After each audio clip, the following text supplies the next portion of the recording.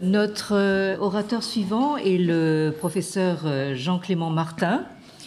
qui va nous ramener à des problématiques plus nationales en nous parlant de guerre de Vendée et génocide. Au-delà des polémiques, une question capitale. Le professeur Jean-Clément Martin est un professeur émérite de l'université Paris 1 Panthéon-Sorbonne, ancien directeur de l'Institut d'histoire de la Révolution française. Il a été professeur d'histoire contemporaine à l'université de Nantes, puis professeur d'histoire de la Révolution française à l'université Paris 1 Panthéon-Sorbonne. Il a consacré de nombreux livres à la Révolution française, comme à la contre-révolution et à leur mémoire. Il est spécialiste de l'histoire donc de cette Révolution française et de la guerre de Vendée.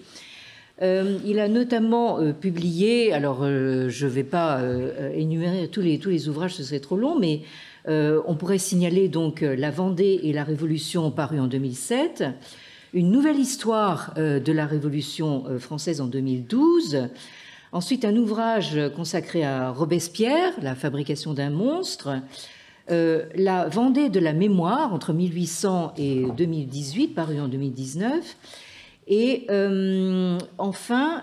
donc plus récent, La Grande Peur de juillet 1789, paru chez Talandier en 2024. Et je finirai en signalant qu'il a été conseiller pour le jeu vidéo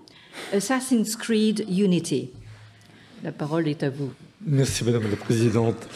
Merci de vous parler justement de l'actualité de l'histoire. Et ce que je voudrais faire après les propos qui ont été tenus ici, c'est en quelque sorte de voir cette question du point de vue de l'historien qui pourrait être confronté à l'utilisation de propos qui seraient pour lui impossibles à utiliser, puisque ce seraient des propos qui seraient anachroniques. Je dois dire que le dessin de M. Chapa me gêne beaucoup, parce que finalement, la question essentielle pour un historien ou une historienne, c'est pas tout à fait toujours le même point de vue, c'est qu'il n'y a pas d'anachronisme en histoire, ou plus exactement qu'il est nécessaire de mesurer et d'utiliser l'anachronisme d'une façon graduée et intelligente, subtile, puisque de toute façon, les mots que nous employons à un moment donné ne sont pas les mots qui étaient employés auparavant. C'est pas parce que le capitalisme a été utilisé vraiment très tardivement qu'il n'est pas possible de voir des logiques capitalistes dans l'Antiquité ou au Moyen-Âge. Et donc, il me semble que c'est le premier, je dirais, verrou qu'il faut tirer à propos de cette question du génocide, ne pas être emprisonné par les définitions, puisque l'histoire n'est pas non plus destinée à juger et à porter des jugements qui sont des jugements impliquant éventuellement des sanctions. En revanche, l'histoire sert à gérer les mémoires, à gérer les connaissances et à régler aussi les difficultés mémorielles qui subsistent dans une nation, vous y faisiez allusion. Et de ce point de vue-là, la guerre de Vendée en est malheureusement un bon exemple. Si bien que je ne considère pas non plus qu'il s'agit là de traiter des légendes noires.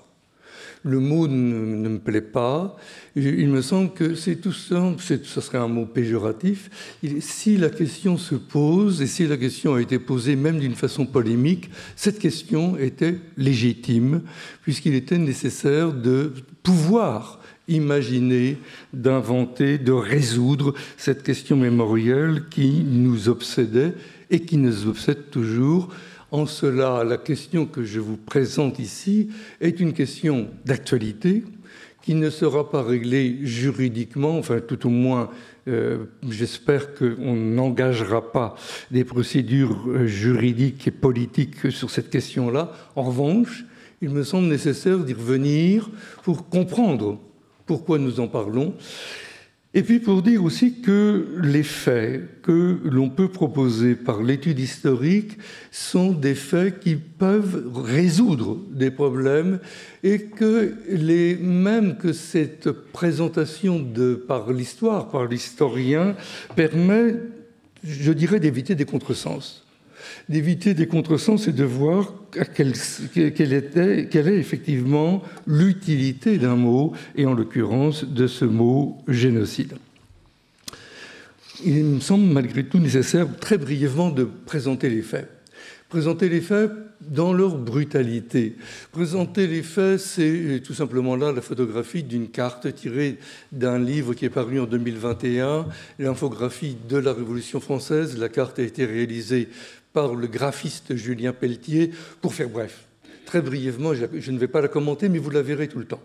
Ça sera pour rappeler que tous mes propos reposent sur cette existence-là. Reposent sur le fait qu'entre 1793 et 1796 à peu près, il y a donc eu ces massacres, ces mises à mort, ces exécutions qui sont représentés d'une façon très, je dirais, allusive. Et ne me cherchez pas des noises là-dessus. On n'est pas capable, bien sûr, de préciser très, très exactement pour ce qui s'est passé. En revanche, ce qui est assuré, c'est qu'il y a bien eu, et ce sont toutes les taches rouges, il y a bien eu là des mises à mort importantes liées à la guerre, une mise à mort de populations civiles ou de ces soldats d'occasion qui peuplaient les armées catholiques et royales, puisque c'est comme ça qu'elles s'appelaient. Première chose. Deuxième chose, ce sont les petits bonhommes bleus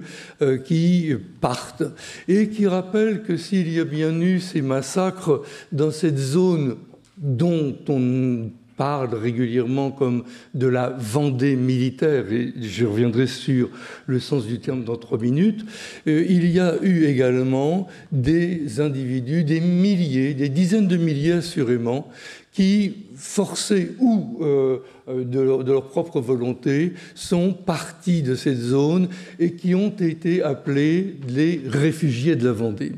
Donc, d'un côté, les rebelles ou les brigands de la Vendée, dont beaucoup ont été mis à mort, de l'autre côté, les réfugiés de la Vendée, qui ont été eux aussi des dizaines de milliers, moins que les morts, mais qui permettent de comprendre à quel point ce qui s'est passé dans ces années-là a été compliqué. Et ce que je vous propose justement, c'est une réflexion brève, trop rapide, pour savoir s'il est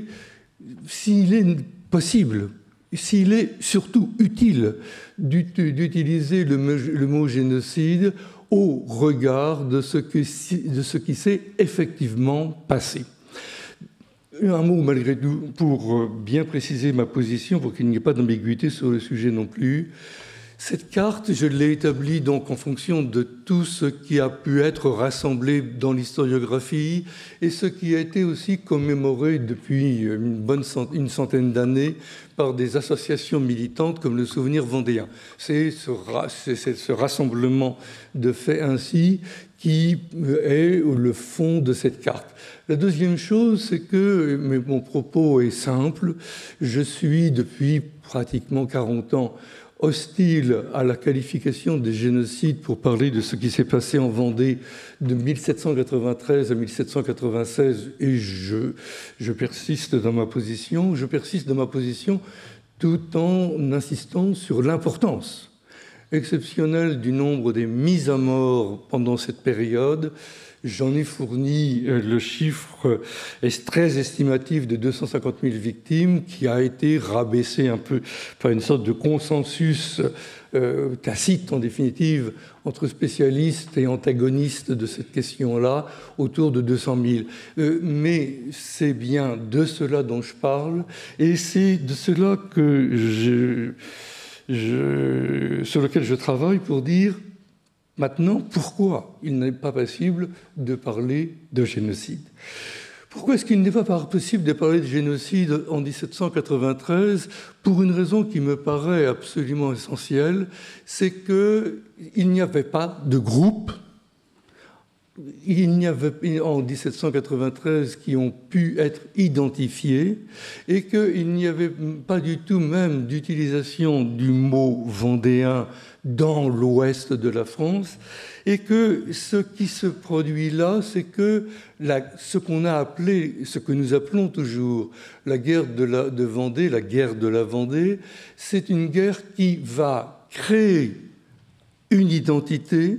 mais cette identité ne préexistait pas à la guerre. Ça peut paraître un peu étonnant de dire cela, mais il est absolument nécessaire de rappeler, et ça, je crois que c'est l'intérêt de faire de l'histoire, de revenir à ce qui s'est effectivement passé, c'est que lorsque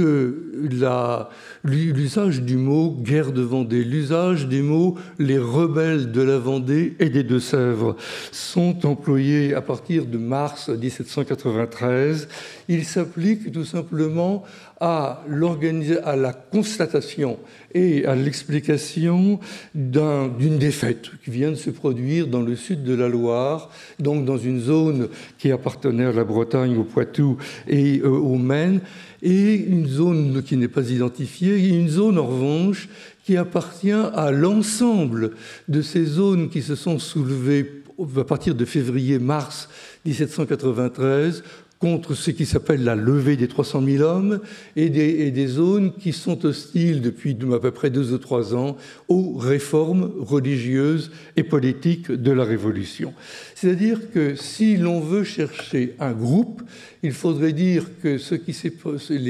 les insurgés qui se sont levés contre la Révolution au sud de la Loire n'ont pas plus de particularité que l'ensemble des Bretons, des Normands ou même des Vendômois qui se sont soulevés au même moment pour les mêmes raisons.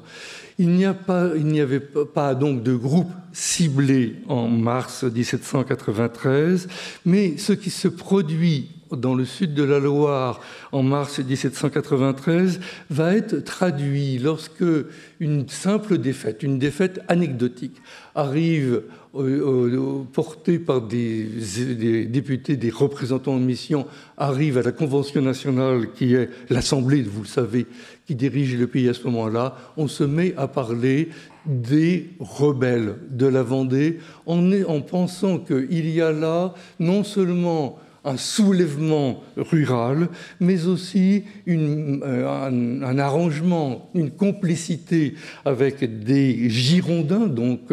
groupe sur lequel je ne m'étendrai pas, que je n'expliquerai pas, mais tout le monde sait à peu près que Girondins et montagnards sont hostiles, ça suffira ici pour l'occasion. Et donc on est en train de mêler à la Convention, d'inventer une complicité entre les Girondins qui ont été de fait des responsables de cette petite défaite qui s'est déroulée au cœur de la Vendée, au sud de la Loire, pour prétexter donc de cette petite défaite et dire qu'il y a la collusion entre Girondins et insurgés, et parler donc des rebelles de la Vendée à partir de mars 1793, et de dire qu'il est nécessaire qu'il y ait des troupes qui viennent de l'ensemble du pays pour lutter contre cette insurrection et cette complicité politique. Et c'est ainsi que ce qui était une insurrection,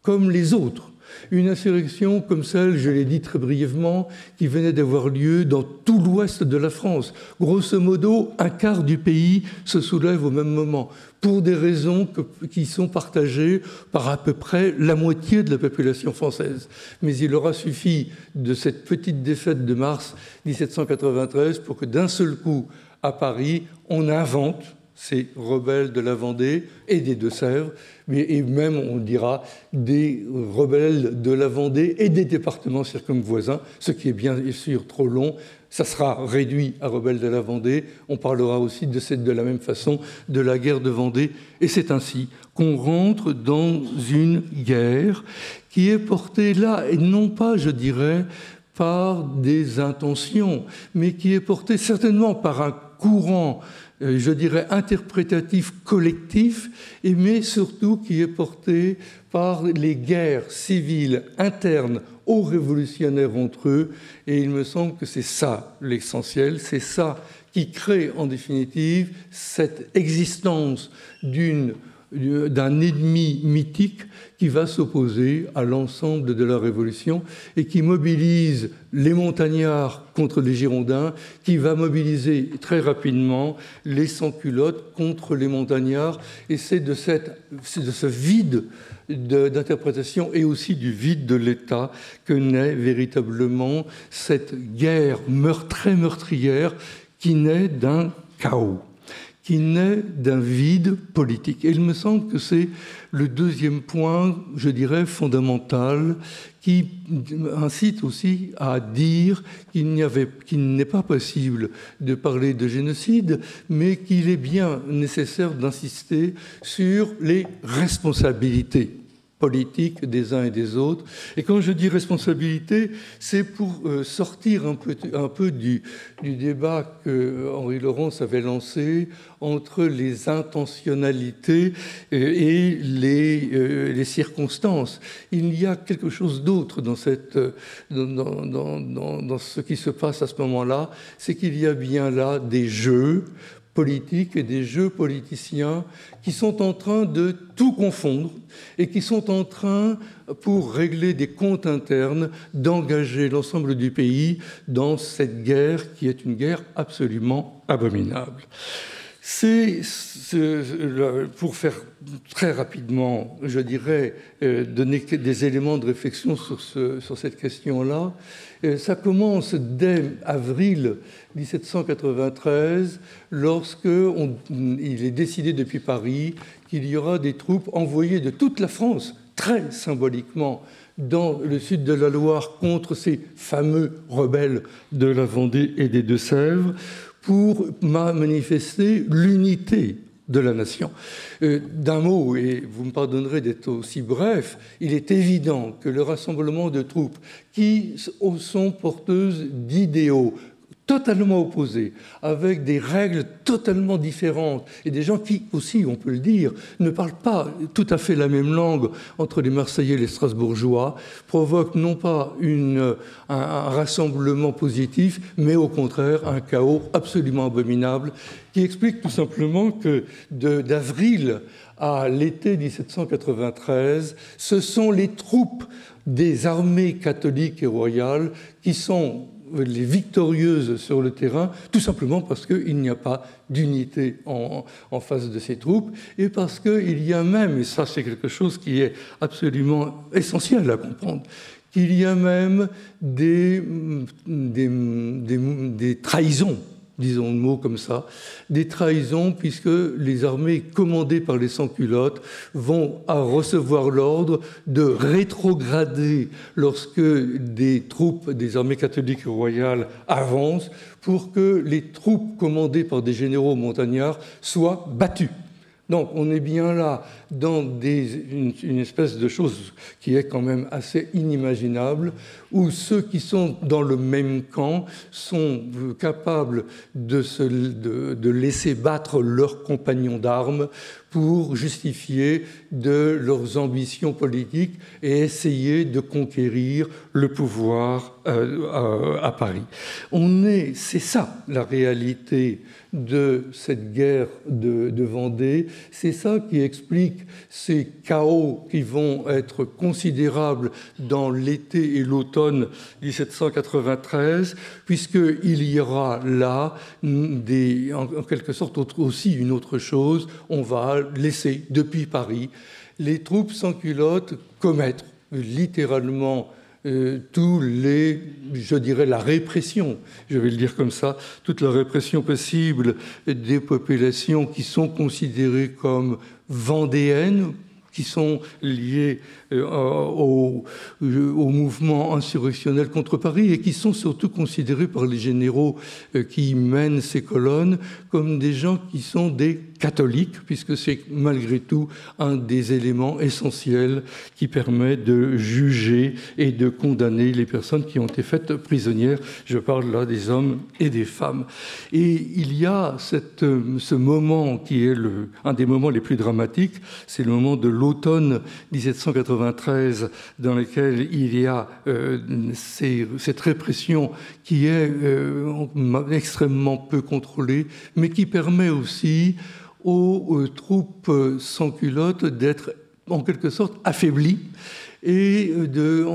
qui va permettre aussi, de ce point de vue-là, quelque chose qui est un retournement assez impressionnant, c'est que les montagnards, et notamment Robespierre, qui avaient dans un premier temps soutenu les sans-culottes, qui ensuite s'en étaient éloignés, vont pouvoir profiter de cette situation pour établir définitivement leur pouvoir à Paris et envoyer les meneurs sans-culottes à la guillotine. C'est la guerre de Vendée, c'est aussi ce moyen de régler ses comptes et d'arriver à prendre le pouvoir. Un épisode doit être évoqué très rapidement, c'est l'épisode de février 1794, très brièvement, où un des généraux envoyés pour commander l'ensemble des troupes sur place, le général Turreau, va lancer des colonnes incendiaires, connues aujourd'hui comme les colonnes infernales, qui reçoivent des ordres allusifs très dramatique. Il s'agit bien d'exterminer les brigands de la Vendée et sous-entendu de protéger les réfugiés de la Vendée ou les populations patriotes, ce qui se fait dans un certain nombre de zones, ce qui ne se fait pas du tout ailleurs. Et le résultat, c'est d'accentuer la division entre les troupes révolutionnaires et républicaines, et surtout, c'est de permettre la renaissance et le renforcement même des armées catholiques et royales, si bien que le plan de Turreau, qui avait été accepté de façon compliquée, disons-le comme ça, à Paris, va être abandonné très rapidement à partir d'avril. Et ce qui est essentiel à comprendre, c'est que ces brigands de la Vendée, dont le nom avait été inventé en mars 1793, vont devenir des frères égarés à partir d'avril-mai 1794, et que au fur et à mesure de l'année 1794, il va y avoir des tentatives de pacification qui vont déboucher à partir du début de 1795 sur un phénomène tout à fait exceptionnel, c'est des traités de paix signés entre la France de la Convention, encore on est en février 1795, avec des généraux comme Charette ou Stofflet, c'est-à-dire que la guerre de Vendée s'achève avec des traités de paix, comme si on traitait d'égal à égal. Bien sûr, tout cela sera extrêmement fragile et débouchera sur une reprise de la guerre, mais ce qui me semble important, c'est bien de rappeler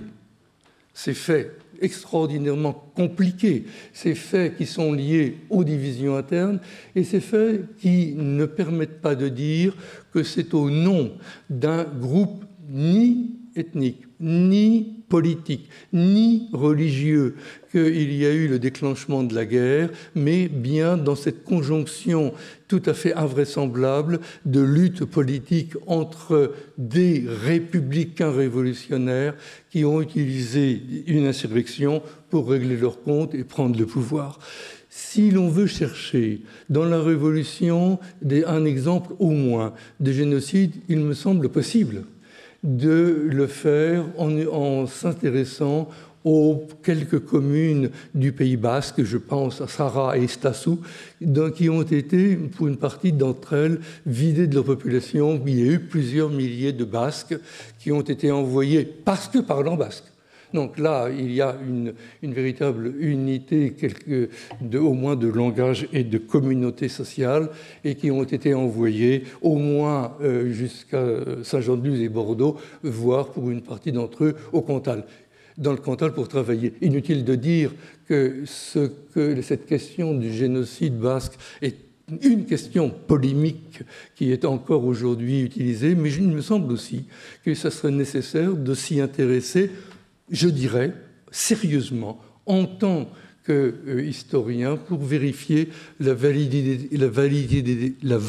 des faits, et puis pour revenir sur les plaies mémorielles qui sont nés de cet épisode et qui sont toujours là. Et qui sont toujours là parce que ce qui me semble nécessaire, et c'est là-dessus que je voudrais terminer, c'est que si je récuse la notion de génocide, il me semble en revanche nécessaire de dire que c'est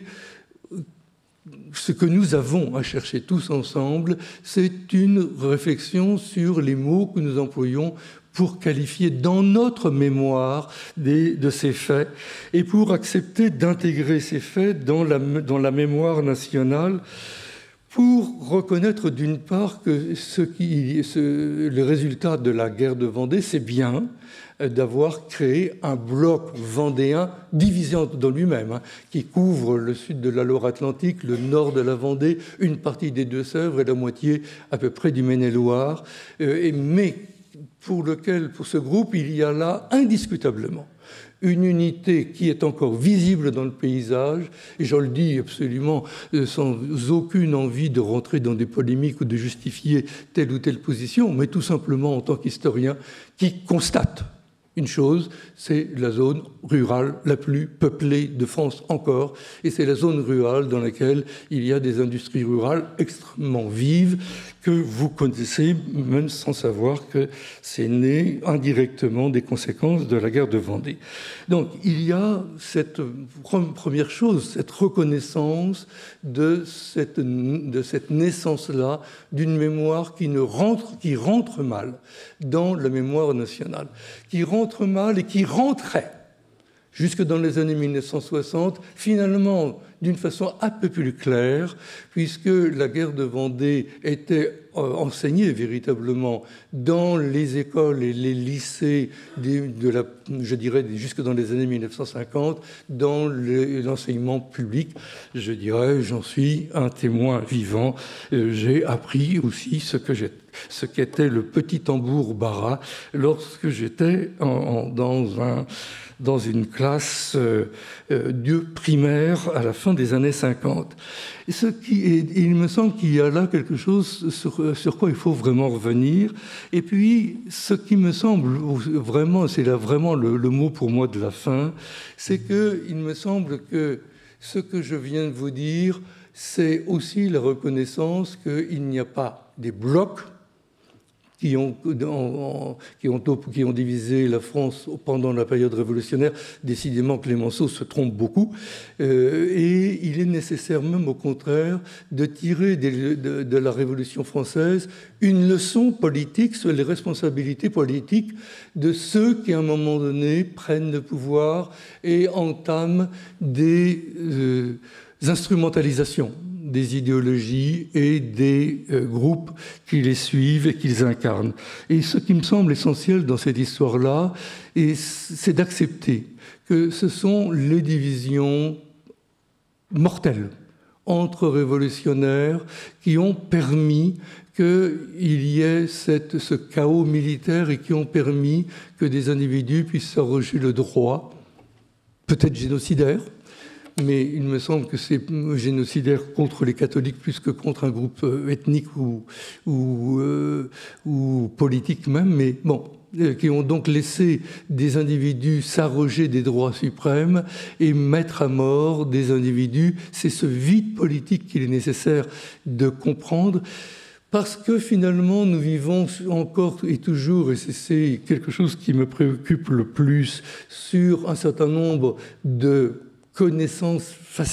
tacitement admises sur l'histoire de la Révolution, et que si il est nécessaire de revenir sur la guerre de Vendée, c'est pour remettre à nu ces divisions, pour remettre à nu les responsabilités qui ont été prises, pour que nous en tirions vraiment des leçons politiques qui sont valables aujourd'hui, et qu'il me semble, c'est ça qui est aujourd'hui l'essentiel du propos que je tiens.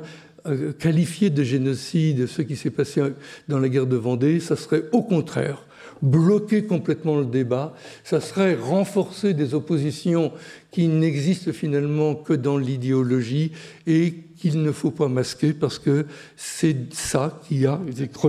créé, je dirais, 200 ans de méprise, 200 ans de conflit, et qu'il est grand temps que les choses changent. Ça sera en quelque sorte, pour moi, un espoir peut-être vain, mais il me semble que c'est à cela que je m'attache depuis 40 ans et qu'il me semble nécessaire de faire.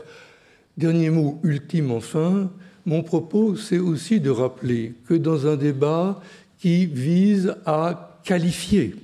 juridiquement des faits avant qu'il y ait un usage politique normal, puisque c'est bien les politiques qui déterminent l'usage des qualifications juridiques qui sont employées. Ce que je voudrais rappeler, c'est que, je vais le dire d'une façon un peu rapide, l'historien n'est pas l'esclave qui apporte de l'eau,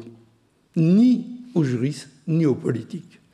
Et que si l'histoire a du sens, c'est d'aller dans le détail des faits pour rappeler, comme disait Ranke, la nécessité de comprendre ce qui s'est effectivement passé. Je vous remercie.